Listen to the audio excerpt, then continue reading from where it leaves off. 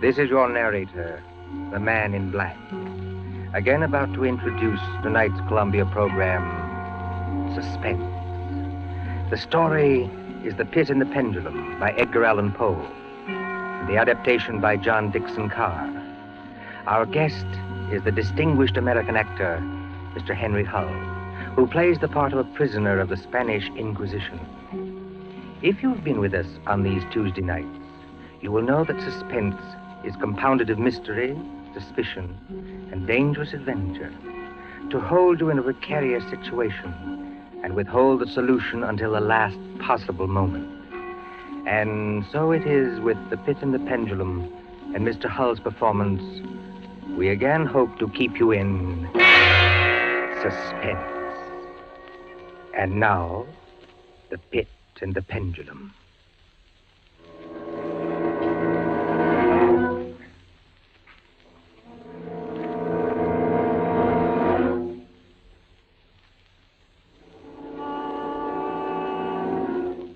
I was sick unto death with that long agony. And when at length they unbound me and I was permitted to sit, I felt that my senses were leaving me. The sound of the inquisitorial voices seemed merged in one dreamy, indeterminate hum. Yet, for a while, I saw, but with how terrible an exaggeration, I saw the soft and nearly imperceptible waving of the sable draperies on the walls of the room. I saw the flames of the 7 tall candles which burned on the table. I saw the lips of the black hooded judges, and these lips appeared to me white as paper, white as horror. I saw them writhe with a deadly locution. I saw them fashion the syllables of my name. Jean d'Albret, Captain Jean d'Albret. Good fathers, gentlemen. We hear you, my son. I am very weak and infirm. I've been confined for many months in a dungeon. I've been tormented by nightmares. Conscience, one trusts.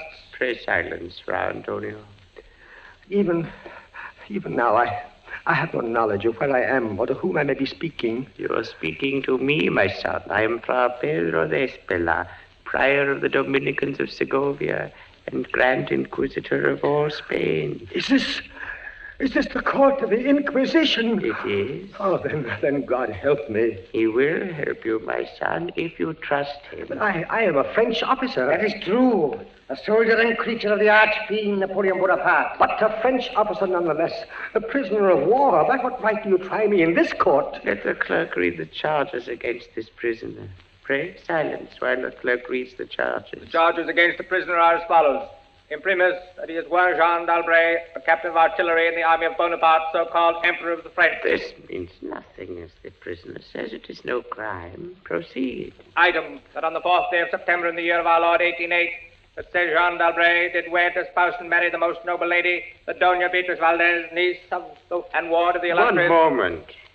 Your Excellency spoke. Fra Antonio, was any cheat employed to trap this girl into marriage against her will? No, we have no actual evidence of any cheat. Was the girl of age? I believe so. Then wherefore is the prisoner here? This marriage was a deplorable thing, if you like. Bonaparte himself is almost at the gates of Madrid. His general, Lasalle, menaces our city of Toledo itself. But lawful marriage, however regrettable, is no sin or crime. There are other matters in the indictment, I think. Then continue, but give us nothing that is not material. Item, that on the 12th of October 1808, the said Jean d'Albret, being in command of a 5-gun battery of light artillery, did direct the fire of his guns against the Holy Church of St. Martha the Innocent. What? And thereby of his wicked malice destroyed that church utterly. Captain d'Albret, is this charge true? It is, yes. You admit it?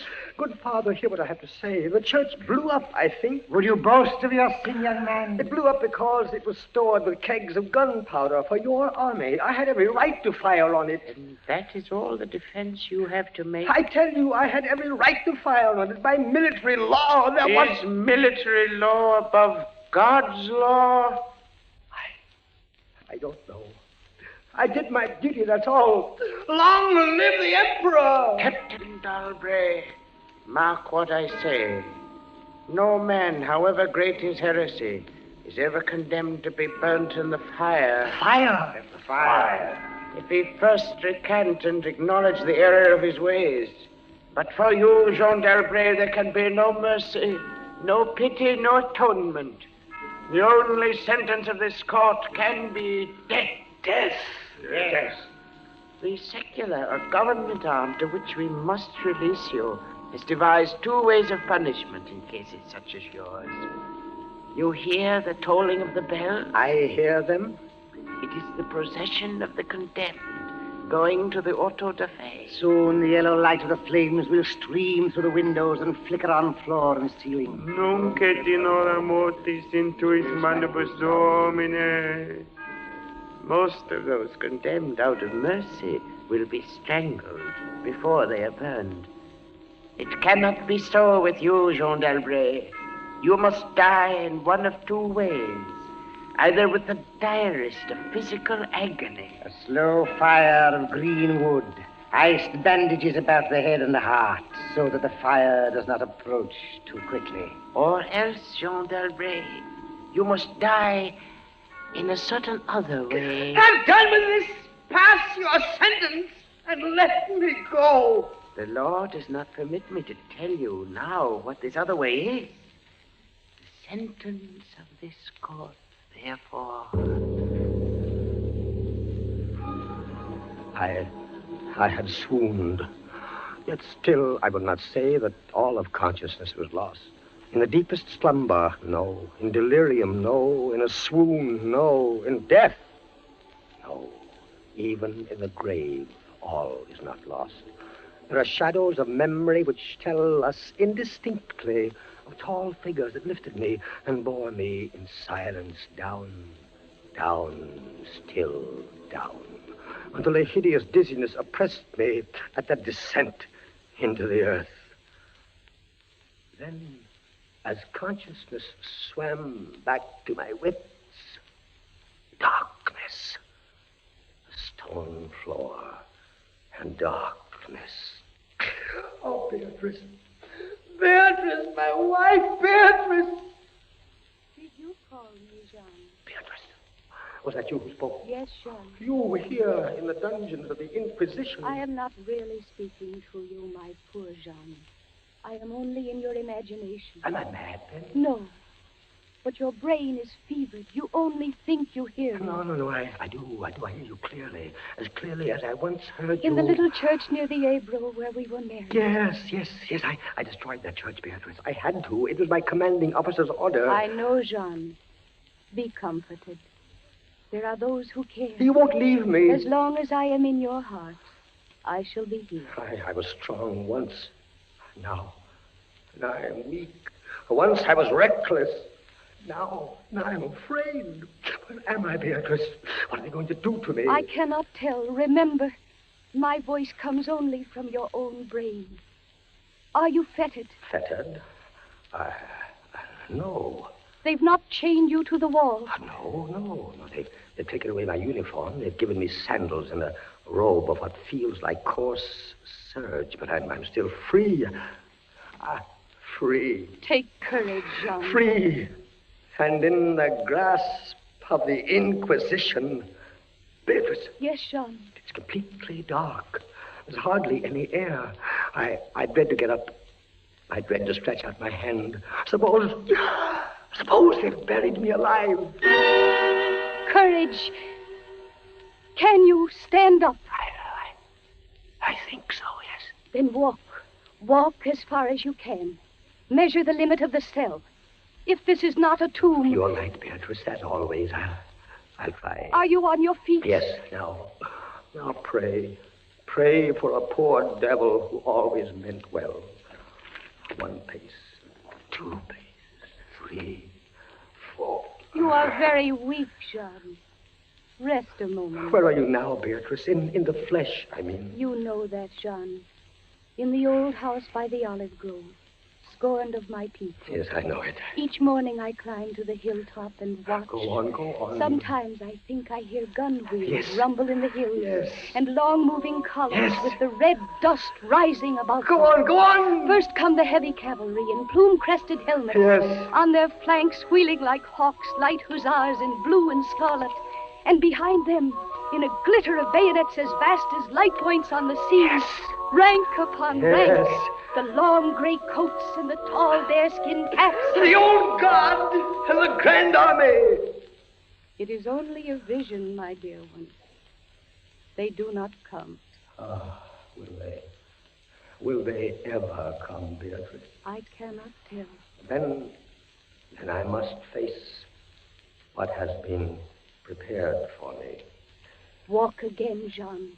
Try. Keep your hand in front of you. This robe, it impedes me, and the floor is treacherous with slime. But I'll try. 4 paces. 5, 6, 7. It can't be a tomb. 8, 9. Look out! I'm all right. I fell to my knees. The robe tripped me. My hand is in front of me. It's lower than my face, but I feel nothing. Nothing, Jean. It's a pit. A circular pit. And I fell on the very edge of it. Oh, they would have made you walk into it. Yes. Oh, there's a loose fragment of rock just inside the edge. Now, if I can dislodge it. Listen.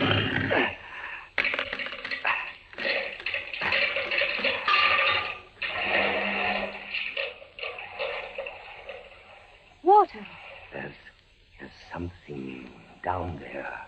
Rats, it may be. Rats, yes, but something else. I heard it move. So did I. What is in the pit, Jean? I don't know. But you're saved. Saved, Beatrice.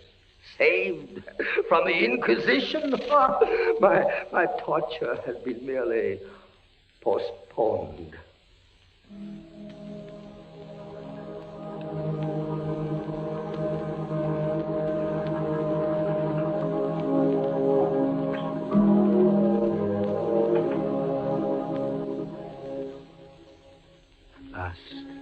A deep sleep fell upon me. Sleep like that of death. How long it lasted, I know not. But when I opened my eyes once again, I could see. Yes, see. My prison was large and lofty. Its walls formed of massive iron plates, bolted or joined together. A wild, sulphurous luster, I could not trace its origin, lit up the dungeon, and the circular pit, and the crudely daubed skeleton figures painted in evil colors on the iron walls. Skeleton figures, demon figures, gargoyle figures. Their colors a little blurred, as from the effects of the damp. It must approach you slowly and force itself into your mind. It must stalk you like a tiger. It must bring you face to face at last with the King of Terror. When I regained consciousness, I lay on my back and at full length on a low framework of wood. To this framework, I was securely bound by a long fastening resembling a surgical bandage. Bound? But why? Why? The bandage passed round and round my body, leaving at liberty only my head and my left arm. With much exertion, I could supply myself with food from an earthen dish on the floor beside me. It was meat, highly seasoned, but there was no water. Beatrice! Beatrice, where are you? Here, Jean, as always. Your voice sounds stronger. Does it, Jean? And I can see you now. I can see you as clearly as I saw you months ago. How I wish it were true. Your bonnet and the parasol you carried in summer, and the high-waisted blue dress. You are weaker, my dear, and more fevered. Have I been asleep? Yes, John. They must have been here while I slept. They bound me. Why? Why? Why? Why? Stop those voices! Stop them! Mine Why? too, Jean. Why? I am not here either, you know. Don't drive me away. Beatrice, look. Where? At the ceiling of this room, 30, 40 feet up, what do you see? I see painted on the ceiling a figure of Father Time. Anything else?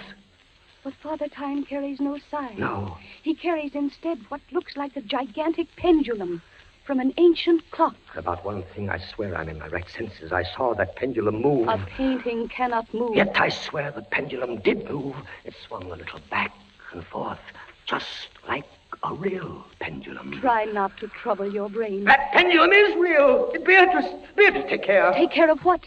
You're not looking at the pendulum now. Take care of the rats from the pit. I see them. They're swarming out in dozens. You can see their eyes glitter. One of them ran across the hem of your dress. Did it, Sean? What do they want? They caught the scent of the meat in the dish beside But you. they'll not get it. Go away, you vermin! Move your hand above the plate, Jean. Move. Beatrice, where are you going? I can hardly hear you. You are sending me away, Jean. I sending you away. My poor loved one. You can't bear to see the rats running about my feet. Beatrice! Beatrice! Yes, it's true. In a cell swarming with vermin. There are others I had rather see here.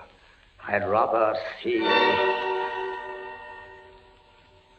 Did you call me Captain Dalbray? Then in spirit, I am here. Who are you? Don't you recognize me? No, I do not. I am that second Inquisitor, Fra Antonio, whom you thought unfair at your trial. But we were not unfair. We administer the law. That is all. Go. I command you, go. Not until I have first told you what you already guess. Which is? There are two forms of death for such as you. One, death with its direst physical torture. The other, death with its direst mental torture. And I have been condemned to the second. Your guess is good. Listen. Do you hear anything? Yes, I do. I hear something. Turn your eyes upwards. Look at the ceiling. The pendulum. Aye, the pendulum. It's descended. Only a foot or so as yet. As you notice, it is not really a pendulum. Its underside is a crescent, formed of razor-sharp steel. You mean? A ponderous weight, Captain Dalbray. Its movement is slow now, but soon it will take on momentum. It will swing wider and wider, 30 feet perhaps. Presently, as it swings, you will hear it hiss. And with each broad movement, it will creep a trifle lower. The steel is directly above me. Yes, above the region of your heart. Lie still and look up at it. How long before? You need have no immediate fear. It will not be too soon. But how soon? Who can tell? In the name of pity, give me some answer. Hours, perhaps days. It's beginning to swing wider. I can't take my eyes from it. Its glitter fascinates you, eh? See how it shines in that wild light. And this is your utmost refinement in cruelty. The law, Captain Dalbray, is never cruel. And now, still in spirit, I leave you to your meditations. It will not be too soon. Minutes, hours, days.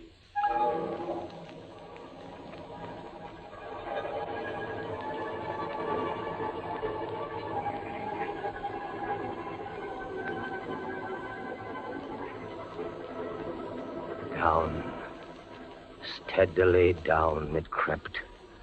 Days passed. It might have been many days before it swept so closely as to fan me with its morbid breath. Minutes, hours, days. The odor, the sharp steel forced itself into my nostrils. The right. To the left. Far and wide. The shriek of a damned spirit. To my heart, with the stealthy pace of a tiger. Down. Certainly, relentlessly down. I prayed. I wearied heaven with my prayer for its more speedy descent. I grew frantically mad and struggled to force myself up against that swinging, glittering death. No avail. Down, still unceasingly, still inevitably down. The sharp steel flashed past within 3 inches of my chest. Beatrice! John? Beatrice, Beatrice, where are you? I heard you calling, John. I am here. It is a strange thing, Beatrice. I'm quite calm. You are resigned, then? No, that is the strange thing. Even now, I am not resigned. Is there a way out? How can there be? 10, 12 more vibrations, and will fray the surge of my robe. Only lightly as a razor in a delicate hand. There will be many sweeps before it bites deep. No, I can't escape it. You kept me away from you, Jean. You locked me out of your thoughts. If I am here only in your thoughts, why should I fear the rats? The rats! You open your eyes and your eyes blaze. What is it? The rats! Do they still swarm here? Across the floor and over the meat platter. They have taken nearly all your food. Yes, of course, they're ravenous, and they have sharp teeth. Well... The meat is oily and spiced. If I take what remains of it, scatter, you vermin! And rub that meat from the bandages that hold me here. Try it, John, try. It may be too late. If I leave my body a fraction of an inch up. Try it, I tell you, try. Ah, but look, they scatter as soon as I do try. But they are watching you. I can see their eyes glitter. They're creeping back. Can I stand those rats crawling across me? Can the flesh bear it? One of them has leaped on the wooden framework. Another follows. They're gnawing at the bandage. 7, 8 more sweeps of the pendulum. But the bandage, give way. A little lie still, Jean, lie still. 10, 12, a dozen rats now. Is death, I wonder, worse than this disgust? A dozen sharp knives could do no better. The bandage is loosened to ribbons. Now, if you move sideways, carefully, and drop to the floor. Ah, Beatrice, I can't move. My arms and my legs are numb. There is no power. The steel has sprayed your robe. A minute more will be too late. Try. Then, with all the strength that is in me, and all the hate that I bear my enemies... Free! A second time. Free! Jean. The pendulum stops. They are drawing it back up through the roof. Each move I make is watched. You never doubted. Yet with all they could do to you, they have failed twice. They will not fail. No more dallying with the king of terrors. What else can they do? I can't say. See how the rats gnaw in silence at that bandage. To what food, I wonder? But you escaped the pit. I escaped it once. Listen. What do you hear? A groaning. It's a grinding as of metal. It was only the cogwheels of the pendulum. I think not, Beatrice. Why not? It seemed to come from behind those iron-plated walls. It seemed to shake the dungeon as a mill wheel might shake it. Stand up, my poor Jean. Get up off your knees. I can't, Beatrice. I can't endure anymore. The paintings on the walls of this dungeon, the skeletons and imps and devils, they seem different. They are different. The colors sharpen and grow bright. The demon's eyes glare. The skeleton hands outstretch. Don't you catch even yet the odor of heated iron? Heated iron? Beatrice, my darling, I have been much humbled.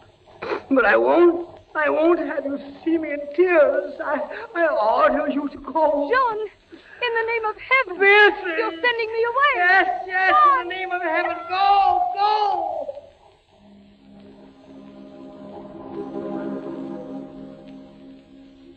A suffocating heat pervaded the prison.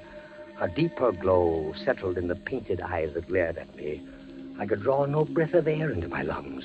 Against the loom of that fiery destruction, the thought of the pit and its coolness come like a soothing balm. I staggered to the edge of the pit. I looked into it. The enkindled walls and roof lighted it to its depths. Yet for one wild moment, even then, I refused to believe the horror of what I saw beneath me.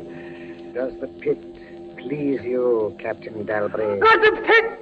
Merciful God, anything but that! And how shall you avoid it? Look. This dungeon has changed its shape. That is true. The walls are closing in. It was formerly a square, and now it is Flattening slowly toward the center to force me into the pit. Of course. It'll force you along with me. Again, apparently you must be told, Captain Dalbray, that you are speaking only to your own sick fancy. I am not here at all. Farewell. And now closer and closer through the red burning walls, forcing me into the pit with a swiftness that left me no time for thought. I shrank back, but the closing walls pressed me relentlessly onward. At length, for my seared and writhing body, there was no longer an inch of foothold. I screamed once. I tottered on the edge of the pit.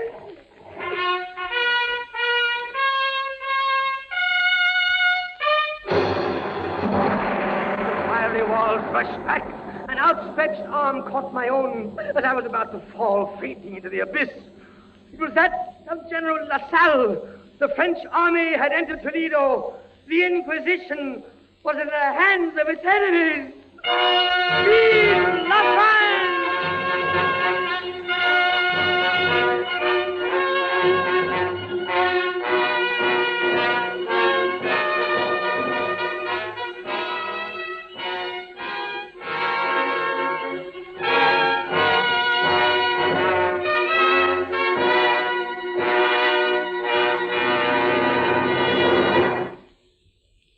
And so closes Poe's celebrated story, The Pit and the Pendulum, starring Henry Hull. We invite you to another adventure of suspense next Tuesday at the same hour. Until then, this is the Man in Black saying good night. William Spear, the producer, John Dietz, the director, Bernard Herrmann, the composer-conductor, and John Dixon Carr, the author, are collaborators on Suspense.